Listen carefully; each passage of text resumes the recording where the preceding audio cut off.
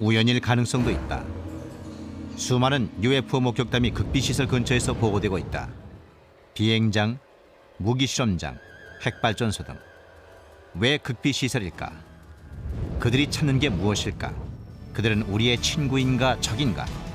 오늘 이 시간에는 수수께끼의 침입자들을 본 목격자들의 이야기를 들어보자.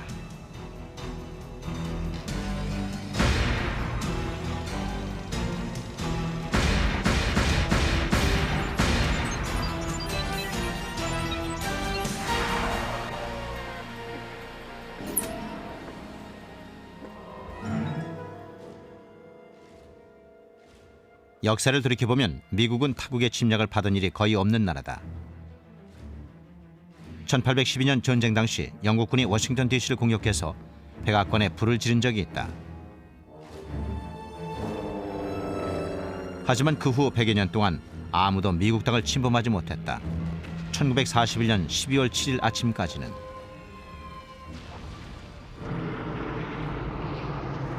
그러나 일본은 침략의 대가를 지불해야 했다.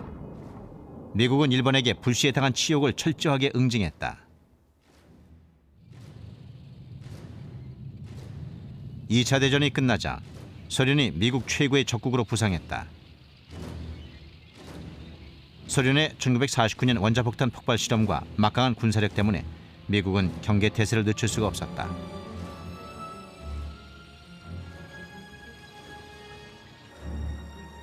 (1952년 7월) 해리 트루먼 행정부 당시 워싱턴 DC가 공중 침입자들의 목표물이 된 것 같았다. 그런데 상대는 소련 전투기가 아니라 UFO처럼 보였다. 역사상 가장 중요한 UFO 목격담은 워싱턴 회전목마라고 불리는 사건일 겁니다.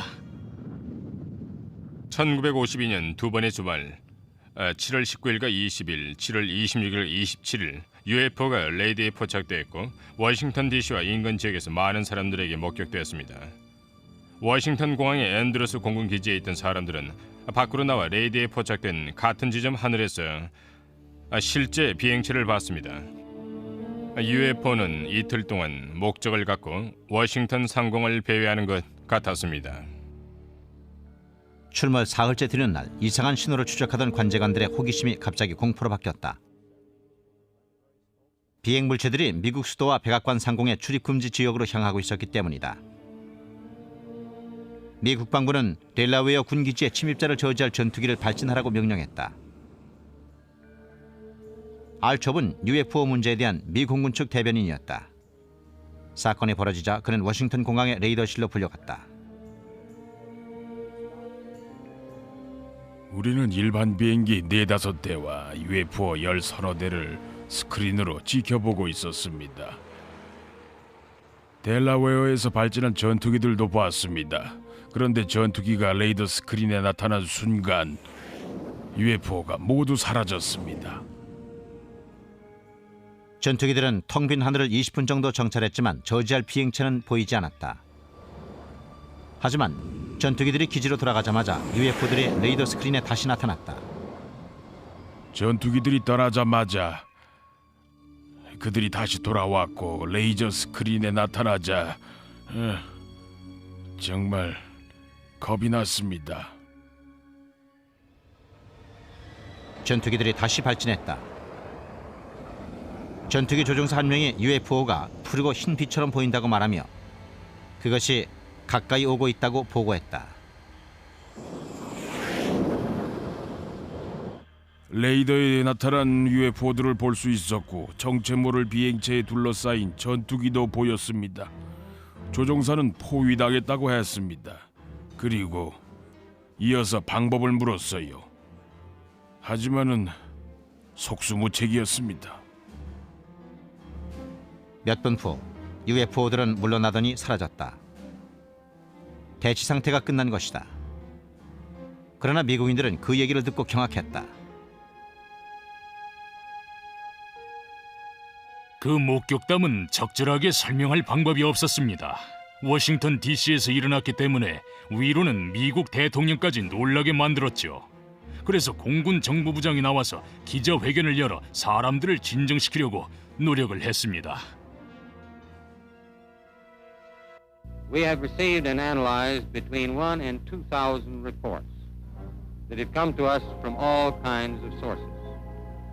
Of this great mass of reports, we have, as of date, come to only one firm conclusion, and that is that it does not contain any pattern of purpose or of consistency that we can relate to any conceivable threat to the United States. 샌포드 장군은 대기의 이상 현상, 즉 역전층 때문에 그런 일이 일어났다고 설명했다.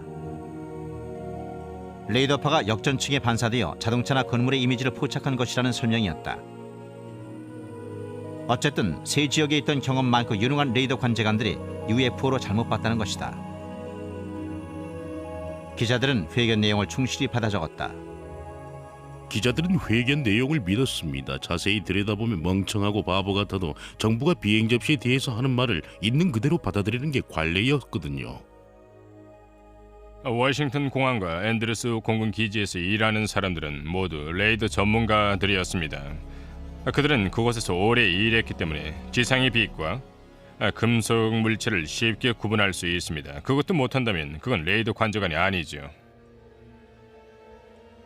워싱턴 공항의 선임 레이더 항공 관제관이었던 해리 반즈는 이른바 워싱턴 회전 목마라 보이는 사건에 대한 자신의 경험을 글로 옮겨 적었다. 반즈는 그 물체들이 상공을 자유자재로 날았다고 썼습니다. 하늘을 맴돌다가 방향을 급선회해서 후진했다고 했죠. 레이더 하나가 시속 11,500km 정도로 움직이는 물체를 추적했습니다. 관제관들은 레이더 스크린 위에서 그렇게 움직이는 물체를 처음 봤고 당연히 정체도 몰랐습니다.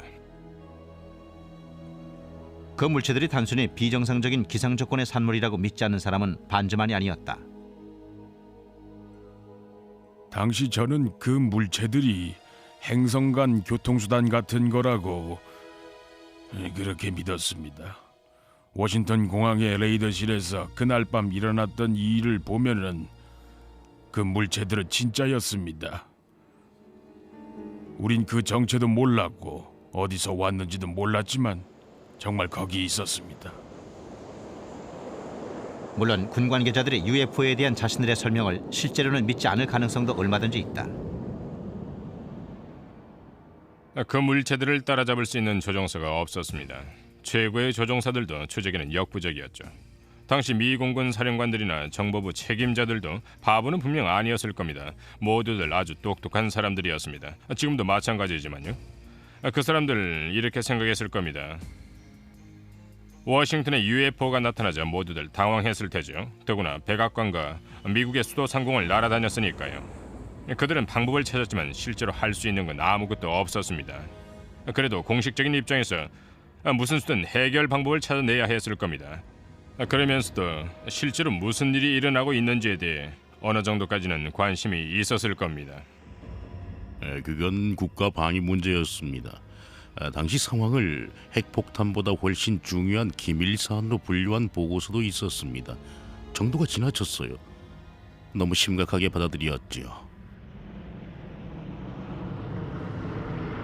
워싱턴 목격 사건 이후 수십 년 동안 미국 전역에서는 UFO를 봤다는 신고가 더 자주 들어왔다. 녹음기에 녹음된 사건도 여러 건 있었다.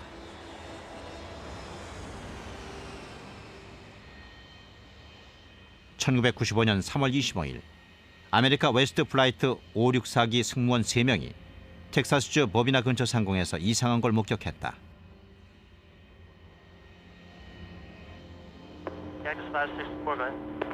Yeah, off to our 3 o'clock. Get some strokes out there. Could you tell us what it is? Right now, I don't know what it is right now. 밤 10시 15분 564기의 운항고도는 39,000피트였다. 승무원들은 그들 바로 아래 빛을 반짝이는 거대한 물체에서 눈을 떼지 못했다. 비행기가 좌회전하자 그 물체도 왼쪽으로 돌았다. 이것은 564기의 부기장과 관제센터와의 실제 교신 내용이다.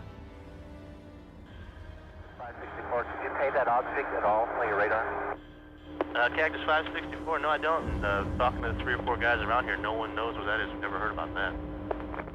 But nobody's painting it at all? Okay, Cactus 564, say again? There's nothing on their radars on the other centers at all on that particular area, that object that's up in the air? It's up in the air? Affirmative. No, no one knows anything about it. 그 물체는 천둥구름 앞으로 이동했다.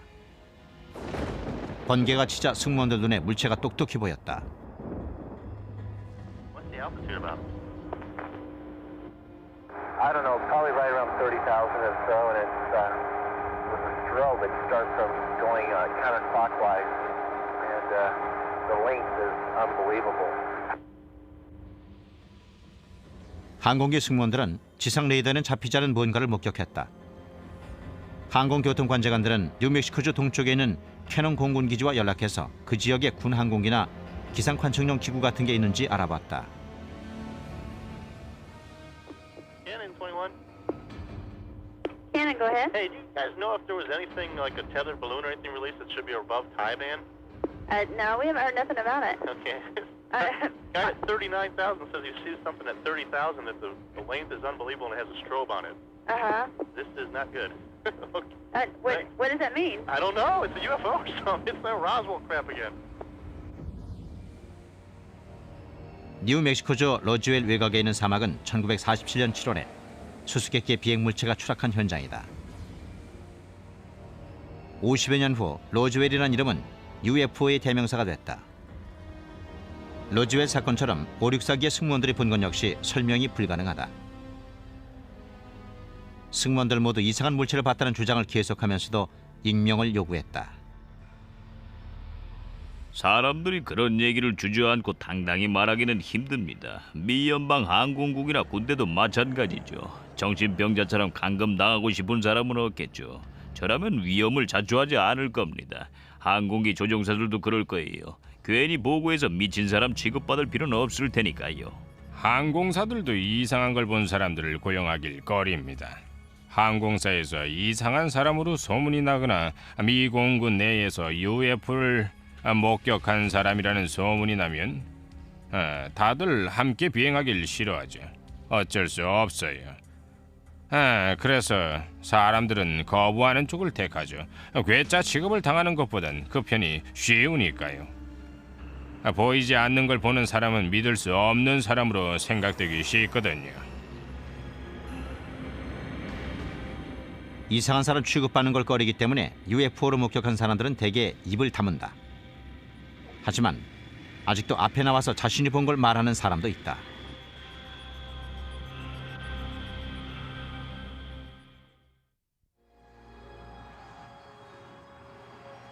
세그항은 캐나다 동쪽 해안에 자리한 작은 어촌이다. 주민들이 관심을 가진 곳은 바다였지 하늘이 아니었다.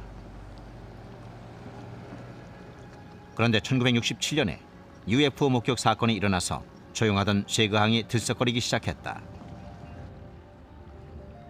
1967년 10월 4일 집으로 돌아가던 주민 두 사람이 숲 위쪽 하늘에서 이상한 걸 목격했다.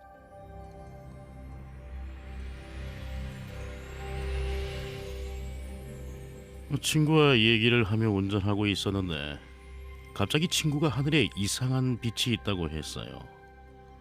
처음에 봤을 때는 정지해 있는 것처럼 보였습니다. 하지만 정말 멈춰 서 있었는지는 잘 모르겠습니다. 우리가 코너를 돌자 그 물체가 안 보였는데 몇 초 후에 다시 나타났다가 그리고는 다시 사라졌습니다. 처음 차에서 내릴 때는 겁이 났었습니다. 집이 거기서 그리 멀지 않았기 때문에 아버지를 모셔와서 보여드리고 싶어서 차에서 내린 거였죠. 아버지가 오실 때까지 가지 말고 있어줬으면 했는데 진짜 그랬어요. 집에 가서 어머니한테 그 얘기를 했더니 첫마디가 저대로 술 마셨냐는 거였어요. 저는 안 마셨다고 했죠. 이상한 빛들을 본 사람은 스미스와 캔드릭만이 아니었다. 많은 주민들이 하늘에서 빛들이 깜박이는 걸 몇 분 동안 지켜보았다. 갑자기 그 발광체가 방향을 바꾸더니 항구의 바닷속으로 뛰어들었다. 목격자들은 곧바로 RCMP, 즉 캐나다 왕실 산악 경찰에게 연락했다. 현장에 제일 처음 도착한 사람들은 산악 경찰을 돕기 위해 달려온 민간인들로 주 관심사는 생존자를 구하는 것이었습니다. 먼 데서 사건을 본 사람들이 대부분 처음엔 비행기가 추락한 걸로 생각했습니다. 하지만 목격자들이 본 건 현장에 도착한 경찰들이 목격한 것은 현장에 경찰이 적어도 3명은 있었습니다. 물속에서 노란 빛이 움직이는 걸 보면서 모두들 이상한 일이라고 생각했죠. 캐나다 산악 경찰들만 그 이상한 물체를 본 건 아니었다. 그들 주위에는 구경꾼들이 둘러싸고 있었다. 우리 모두 봤습니다. 경찰도 봤고요. 모두들 당황했던 것 같아요. 아무도 전에 그런 걸 본 적이 없었으니까요. 저도 처음 봤습니다. 목격자들은 그 자리에 서서 완전히 매료된 듯 물속에 있는 이상한 빛을 뚫어지게 보았다. 그런데 갑자기 빛이 사라졌다. 그 즉시 해안경비대에 연락이 갔다. 하지만 그 지방 어부들은 이미 배를 타고 빛이 마지막으로 목격됐던 곳으로 향하고 있었다. 사람들은 생존자를 찾았지만 그날 밤 무슨 일이 일어났다는 사실을 증명하는 유일한 단서는 미지의 물질로 이루어진 두터운 층뿐이었다. 거대한 거품 같았고 노란색이었습니다. 그런 건 생전 처음 봤어요. 아무 냄새도 나지 않았습니다. 배 세척 거리만큼 접근을 했었는데 시야에서 사라졌어요. 그래서 배의 방향을 돌렸더니 그 빛이 다시 나타났습니다. 그리고는 다시 사라졌어요. 결국 빛처럼 보이는 거품도 사라졌다. 조난자가 있다는 증거가 전혀 없었기 때문에 수색 작업은 그날 저녁으로 끝이 났다. 다음 날 아침, 산악경찰은 이미 인근 군기지와 연락을 취해놓고 있었다. 그들은 자신들이 본 것에 대한 그럴듯한 설명을 듣기 원했지만 아무것도 없었다. 그 일로 작은 어촌 세그항이 큰 뉴스거리가 됐다. 북미 지역 전역에 신문 헤드라인을 장식했었습니다. 오타와의 캐나다군 사령관 관계자도 분명하게 성명서를 발표했고요. 군은 미확인 비행 물체로 생각되는 것의 추락 잔해를 찾고 있다고 말했습니다. 드문 경우지만 뭔가가 물속으로 들어갔는데 그건 항공기도 우주 쓰레기도 아니었다고 발표했습니다. 그건 공식 성명이었어요. 캐나다군은 그 물체가 UFO라는 사실을 공식적으로 분명하게 밝혔다. 그러나 물속에 들어간 후 어디로 갔는지는 여전히 미스터리였다. 캐나다 국방부는 물체의 행방을 찾기로 결정했다. 군 당국은 물밑 수색 작업을 명령했다. 이상한 빛이 목격됐다 사라진 후 몇 시간 동안 해군 다이버 팀이 작은 어촌의 바다 밑바닥을 샅샅이 뒤졌다.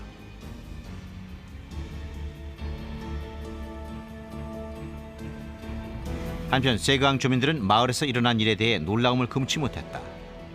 빛을 처음 목격한 사람들은 순식간에 놀림감이 됐다.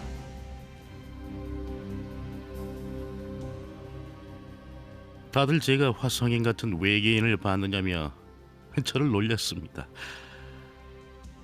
저는 뭔가를 봤습니다. 분명 봤어요. 그건 사실입니다.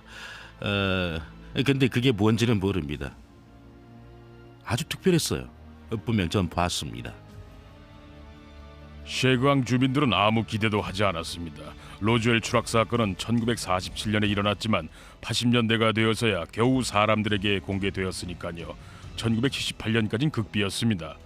셰그 주민들은 그 영향을 받지 않았어요. 주장을 굽히지 않았습니다.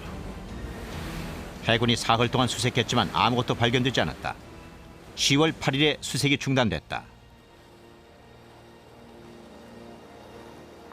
매스컴의 관심도 시들어졌고 세그항은 다시 정상을 되찾았다. 그런데 연구원들이 원래 밝혀진 것 이상의 사건이 있었다고 주장하고 나섰다.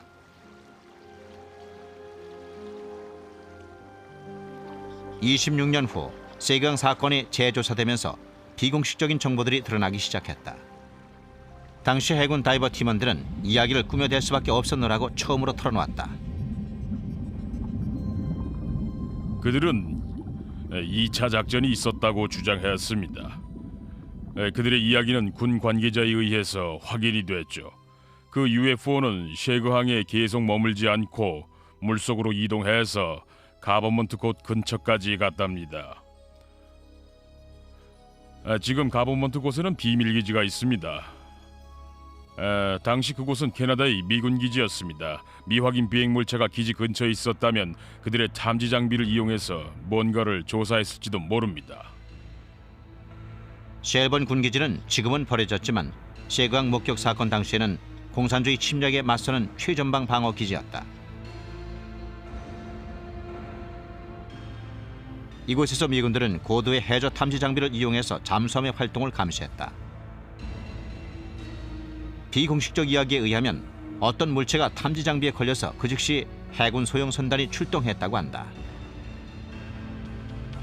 우리가 알아낸 정보에 의하면 전함 옌7척이 일주일 동안 그 물체 위에 진을 치고 감시를 했답니다.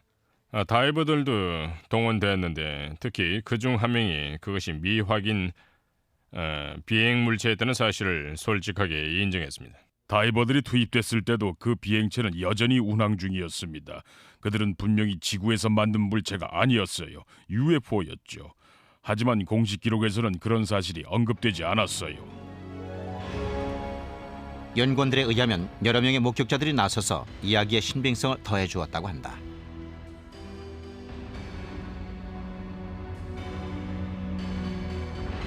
우리가 무슨 증거를 갖고 있냐고요?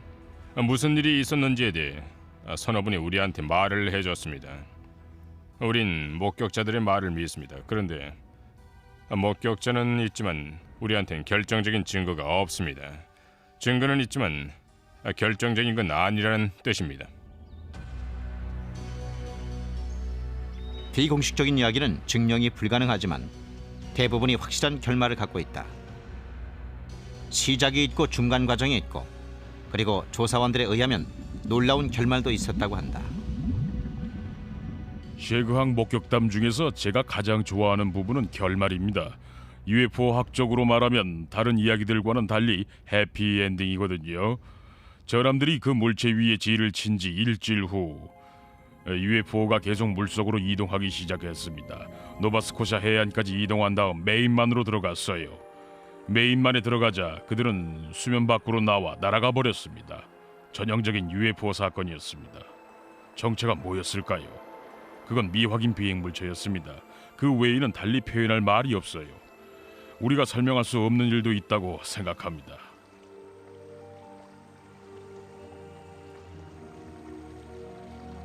비밀 기지와 관련된 목격담이 또 있다. 하지만 이번에는 고위급 장교 한 명이 UFO가 어떻게 경비가 삼엄한 군기지에 침투했는지에 대해 놀라운 보고서를 들고 앞으로 나섰다.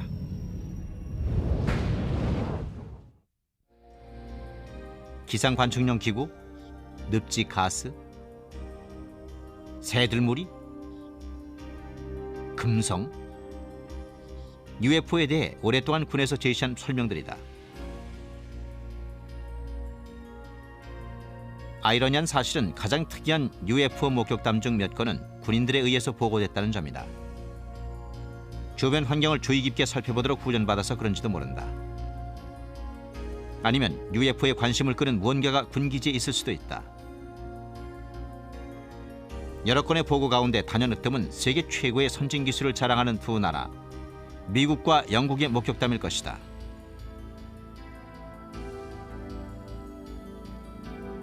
이것은 런던에서 북쪽으로 225km 떨어진 곳에 자리한 벤트워터스 공군기지. 기지 바로 외곽에는 랜들섬 숲이 있었다. 벤트워터스 기지는 지금은 폐쇄됐지만 소련이 붕괴되기 전에는 극비 활동의 중심지로 미국과 영국 공군이 함께 일하는 합동기지였다.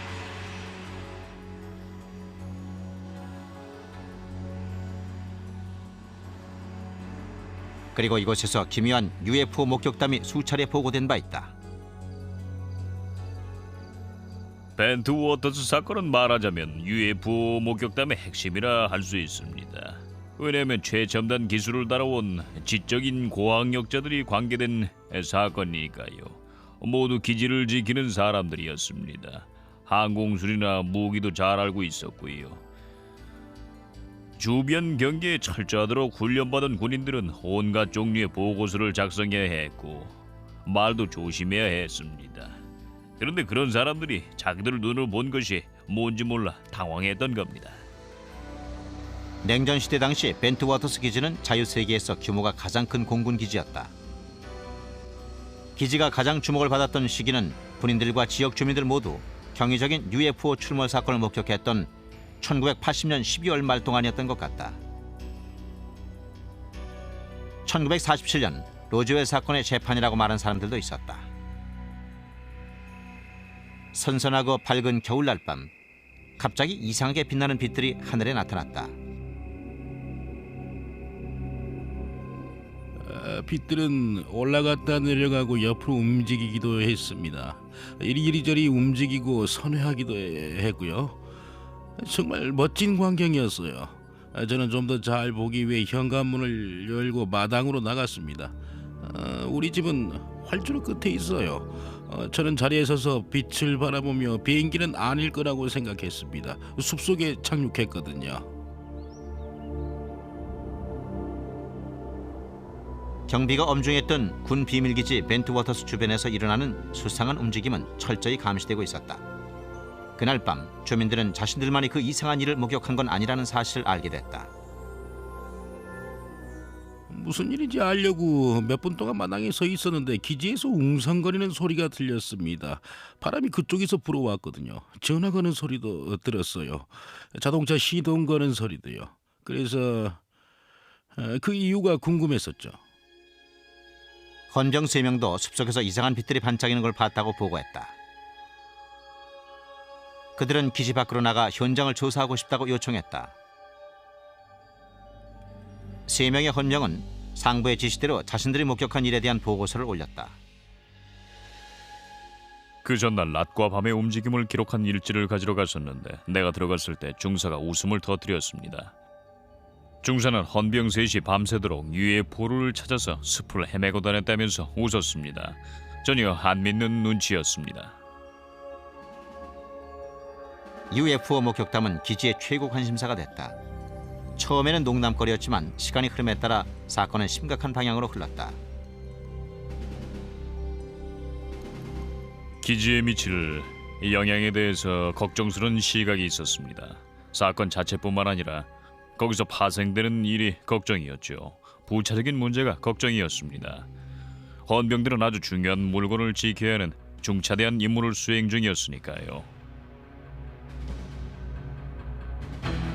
기지 상황을 정상으로 돌리기 위해서 군 당국은 자체적으로 조사팀을 파견했다. 그들은 이상한 빛에 대해 이치에 맞는 설명을 발견하길 바랐다. 그러나 조사 결과는 걱정을 가중시켰을 뿐이다. 다음 날 헌병 몇 명이 그 지역에 나가서 땅이 움푹 파인 곳을 발견했습니다. 그들은 영국 경찰에 연락했죠. 영국 경찰은 현장을 보고 암탉둥지와 토끼굴이라는 표현을 썼습니다. 재미있는 사실은 파인 곳들 거리가 일정하고 지름이 모두 같았으며 똑같은 깊이로 땅이 파여 있다는 거였습니다. 그러나 얘기는 거기서 끝나지 않았다. 이틀 후 그 물체가 돌아온 것이다. 미군들이 그걸 보고 숲 쪽으로 달려갔다.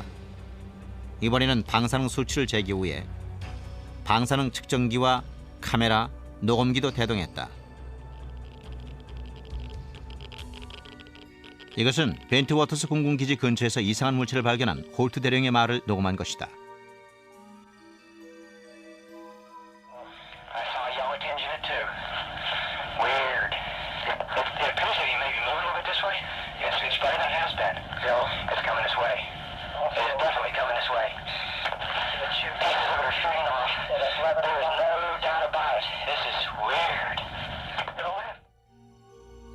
갑자기 붉은 물체가 도가니에서 녹은 금속이 나오는 것처럼 똑똑 떨어지기 시작했습니다. 몇 분 동안 그런 식으로 떨어지더니 갑자기 폭발했어요. 그런데 아무 소리도 없었습니다. 폭발 후엔 여러 개의 하얀 물체로 나눠진 다음 사라져버렸습니다. 그 순간 정말 당황했죠. 군 수색대는 숲속에서 이상할 정도로 높은 방사능 수치를 탐지했다. 그러나 사건을 설명하는 다른 증거는 아무것도 없었다. 그리고 조사팀은 북쪽 하늘에 빛들이 나열되어 있는 광경을 봤다. 북쪽 하늘에 나타난 빛들이 전주곡이라도 되는 양 남쪽 하늘에 놀라운 물체가 나타났다. 갑자기 그 물체가 아주 빠른 속도로 접근하더니 멈췄습니다. 우리로부터 거리가 0.8km 정도 됐을 겁니다. 그 물체는 내리꽂히듯이 우리 앞에 떨어졌어요. 늘 보던 일반적인 빛이 아니었습니다. 레이저 빔처럼 직진하며 내려왔습니다. 땅에 내려와 지름이 8에서 12인치 정도의 작은 조각이 돼 비쳤습니다. 아마도 10초 정도 그랬던 것 같아요.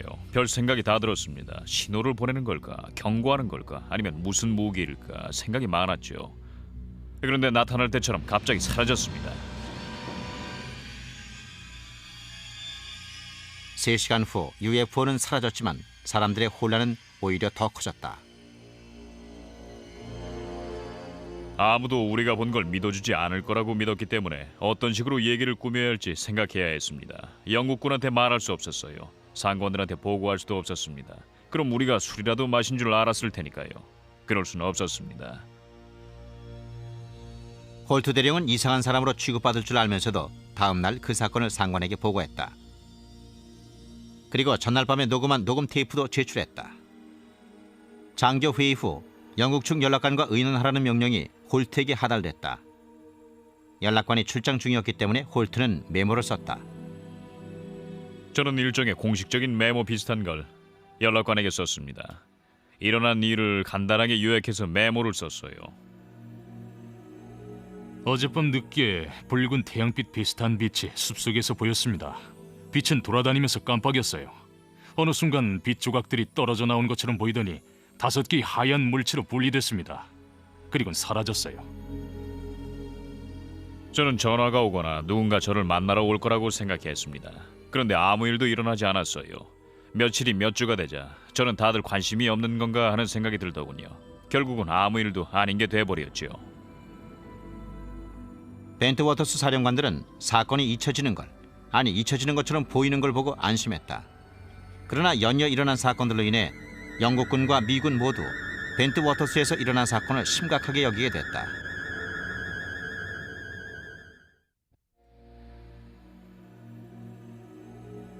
(1980년) 성탄절 직후 UFO들이 연이어 나타나 런던 북쪽에 위치한 비밀 군기지의 안전을 위협하는 것처럼 보였다.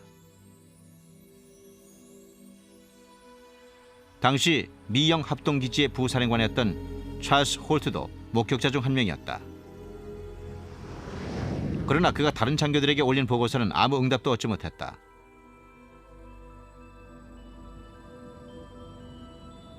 그러나 사건이 완전히 무시됐던 건 아니라는 증거가 남아있다. 그 지역 주민들도 벤트 워터스 기지에서 일어난 변화를 눈치챌 수 있었다. 저희 정비소에 오는 손님 중 병사 2명에게 무슨 일인지 물어봤습니다. 그랬더니 말하면 안 된다고 하더군요. 그래서 정비소에 들른 다른 장교들에게도 물어봤지만 말을 안 했어요. 저는 이유를 몰랐습니다. 영국의 UFO 조사원인 브렌다 버틀러도 목격자들과의 인터뷰를 시도했지만 기지 출입을 저지당했다. 그들은 UFO라고 말하지 않았어요. 숲속에서 무슨 일이 일어났다고만 했죠. 그런데 우리가 접근해서 실제로 사람들과 인터뷰를 시도하자 못하게 막았죠. 하지만 군인들이 목격담 이상의 것을 비롯해서 이상한 얘기를 폭로하면서 UFO 조사원들에게도 숨통이 트였다. 군인들은 외계인들이 조종하는 외계 비행체가 랜들섬 숲에 착륙했고 외계인들이 미군 장교들과 접촉을 가졌다고 주장했다. 그 같은 보고서들은 정부와 군 당국에 의해서 무시되거나 거부됐다. 그런 반응에도 불구하고 군 당국이 벤트 워터스 기지의 사건에 지대한 관심을 갖고 있었다고 말하는 사람도 있다. 저는 군 관계자들이 사건을 수사했을 거라고 확신합니다. 물론 공식적으로 보고를 받은 적은 없지만 수사를 했을 거예요. 기지 주변을 조사했을 겁니다. 그 사건에 관심이 많은 기관들이 여럿 있었을 겁니다. 비밀리에 조사했겠죠.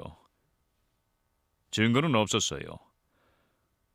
제게 간접적으로 접근해서 무슨 일이 있었는지 정보를 캐내려고 시도한 사람들도 많았습니다.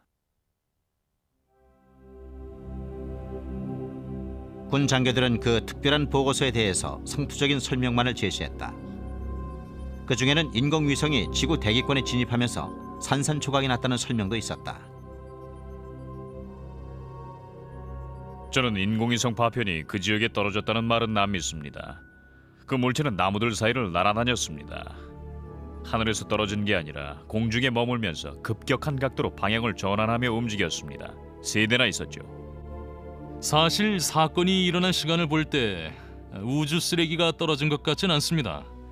벤트 워터스 사건은 여러 날 밤에 걸쳐 일어났다는 걸 간과하면 안 됩니다. 목격담에 대한 다른 설명은 인근 등대에서 나온 빔이 굴절된 가능성도 있다는 것이었다. 분명히 뭔가 이상한 일이 벌어졌습니다. 등대에서 나온 빛이 나무들 사이에 반사된 거라는 설명도 나왔지만 그건 말도 안 되는 얘기였습니다. 그렇다면 사건 전이나 그 후에는 왜 같은 일이 없었을까요? 여기 조건이 원인으로 거론되기도 했지만 그런 일은 없었습니다. 그러니까 현실적으로 설명할 수 없는 뭔가가 일어났던 거죠. 기지를 지키는 사람들은 아주 믿을 만한 사람들인데도 사건을 설명하지 못했어요. 아마도 무능력자들이었다면 쫓겨났을 겁니다. 그러나 사건에 관련된 군인들 중 기지에서 축출된 사람은 한 명도 없었다. 그리고 대외적으로 보면 미군이나 영국군 모두 사건 추적에 더 이상 열의를 보이지 않은 것처럼 보였다. 벤트 워터스 기지 사건에 대해서 영국 국방부는 별로 심각하게 생각하지 않았어요. 국방의 중요한 사건으로 판단하지도 않았고 분석이 필요하다고 생각지도 않았습니다. 다시 말해서 관료주의의 전형적인 예라고 할 수가 있겠죠. 그런 일이 일어나면은 군 당국은 국가 안보와는 관계가 없다고 말하거든요. 몇 년 후 벤트 워터스 사건을 심각하게 생각했고 걱정했던 장교들이 사람들 방문을 받았다. 벤트 워터스 사건을 의회에까지 가져간 사람은 해군 제독 힐로튼 경이었다.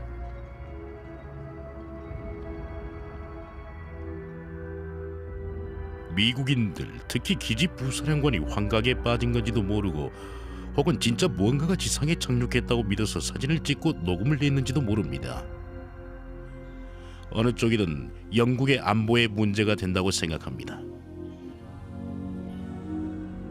그 같은 성명에도 불구하고 군 당국은 벤트 워터스 사건에 대해 침묵을 지켰다. 저는 군이 사건을 은폐했다고 확신합니다. 이를 다른 방향으로 끌고 가려고 했었죠. 일반인들이 진짜 무슨 일이 일어났는지 아는 걸 원하지 않았습니다. 사건 당시 수거됐다고 생각됐던 모든 물리적 증거들이 없어졌다. 수색대 3팀이 사진을 찍었지만 아무 사진도 발견되지 않았다. 군 당국은 랜들섬 숲속에서 탐지된 높은 방사능 수치에 대해서도 입을 다물었다. 1980년 12월에 일어났던 벤트 워터스 공군기지 사건은 아마도 영원히 설명이 불가능할지도 모른다. 그러나 사건에 직접 관련된 사람들은 그들만의 결론에 도달했다. 제 생각엔 정상을 벗어난 무슨 일이 일어났고 우리는 그 일을 현실적으로 설명할 수가 없습니다. 외계인이 방문했던 걸까요? 글쎄요. 우리가 봤던 건 지적으로 조종되는 물체였습니다. 안에 녹색 외계인이 타고 있었을 거라고는 생각지 않습니다. 설명할 수 없지만 저는 지적인 생명체가 그 물체를 조종했을 거라고 확신합니다. 벤트 워터스에서의 이해하기 힘든 사건은 심도 있고 전면적인 조사가 필요해 보이는 수많은 UFO 목격담 중 하나에 불과하다. 목격 사건 보고서 중에는 UFO가 민감한 방위시설에 잠입했음을 지적하는 내용도 있다. 하지만 군 당국이 실제로 외계 우주선을 검사하고 있다고 인정하는 곳이 지구상에 한 곳 있다. 그것은 51구역으로 알려진 비밀 미공군 기지다.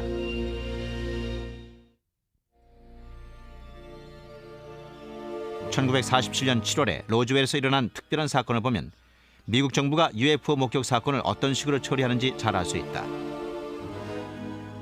그러나 관료들이 UFO의 존재를 강하게 부인할수록 더욱더 그들이 뭔가를 숨기고 있는 것처럼 보였다. 1950년대에는 미 공군이 외계 우주선에 대한 증거를 갖고 있으며 사람들의 동요를 막기 위해서 사실을 은폐하고 있다고 믿는 그런 사람들이 많았습니다.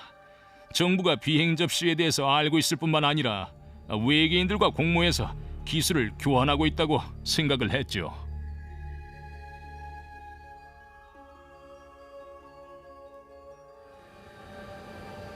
로즈웰 사건 이후 몇 년 동안 미 공군은 비행 접시처럼 생긴 비행 물체를 디자인하고 실험했다. 그러나 진짜 외계 비행체처럼 보이는 것이나 안전 비행이 가능한 것은 없었다. 그러나 최근 수십 년 동안 정부가 포획한 외계 우주 비행체를 시험 비행하고 있다는 의심이 다시 표면화되기 시작했다. 넬리스 공군기지 중심부에 있는 네바다 사막의 말라버린 호수 바닥에 사람들 이목이 집중됐다.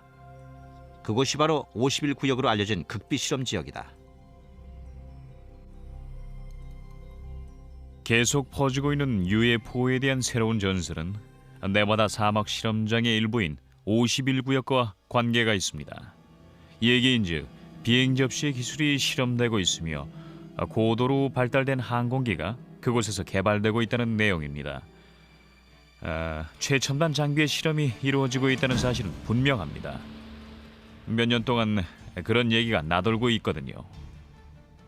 51구역은 F-117 스텔스 전투기가 개발된 곳이었습니다. 미군 미거기들도 그 지역에서 발전을 했고요. F-117기는 정말 놀라운 항공기입니다. F-117기의 모습이 일반에 공개되기 전에 그 항공기를 봤다면 뭘로 만들어졌는지 전혀 몰랐을 거예요. 실제적인 의미에서 미확인 비행 물체라고 할 수도 있었을 겁니다. 스텔스 전투기는 1970년대에는 꿈조차 꾸지 못했던 첨단 기술의 항공기였다. 당시에 51구역 근처에서 사람들이 그걸 봤다면 분명 놀랐을 테고 외계의 비행 접시라고 생각했을 것이다. 정말 재미있는 건 1947년에 사람들이 부메랑 모양의 UFO라고 보고했던 물체가 스텔스 기술로 하늘을 나는 항공기와 아주 비슷하게 생겼다는 사실입니다.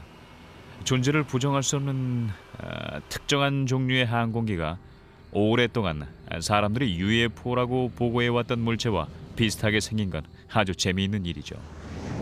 그 같은 첨단 기술이 외계의 것이라고 믿는 사람들도 있다. 그렇다면 1947년의 로즈웰 사건과 그곳에 추락했던 우주선에 대해 정부가 사실을 은폐한 이유가 설명된다. 51구역과 관련된 놀라운 UFO 이야기는 이 외딴 지역을 호기심 많은 사람들의 메카로 만들었다.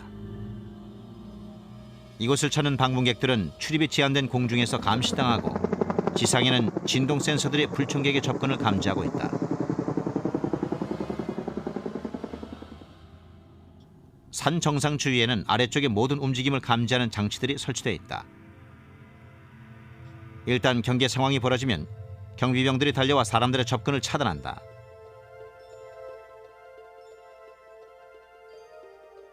그 모든 경계 장비에도 불구하고 내부를 들여다보려는 사람 앞에는 마지막으로 무시무시한 경고문이 앞을 막는다. 더 가까이 오면 치명적인 무기가 발사될 것이다.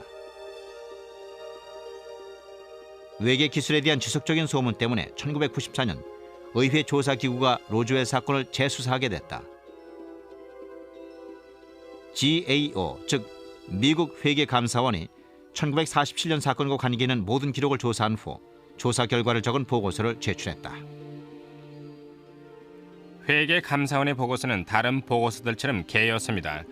로즈웰에서 무슨 일이 있었는지 알아내기 위해서 한 일을 간단하게 적은 거였죠. 조사팀은 관련된 사람들, CIA, FBI, 국가안보위원회 등과 연락해서 로즈웰에 대한 정보를 보여달라고 요청하고 특정한 기록을 보겠다고 청했습니다. 하지만 그들은 로즈웰에 대한 서류를 찾아낼 수 없었습니다. 실제로 회계감사원은 로즈웰 사건에 관련된 모든 서류가 불법적으로 파기됐다는 사실을 폭로했다. 그러나 서류가 없어졌다는 사실만으로도 UFO에 대한 얘기가 사실일 수도 있다는 걸 짐작할 수 있다. 문제를 자세히 검토해 보면 UFO가 외계 우주선이라는 건 의문의 여지가 없습니다. 정부 관료들은 1947년부터 그걸 알고 있었고 로즈웰 사건은 이 시대 최고의 사건이었습니다. 그리고 우리에겐 새로운 세대의 저널리스트가 필요합니다. 그 이야기에 합당한 관심을 줄 수 있는 사람이 필요해요.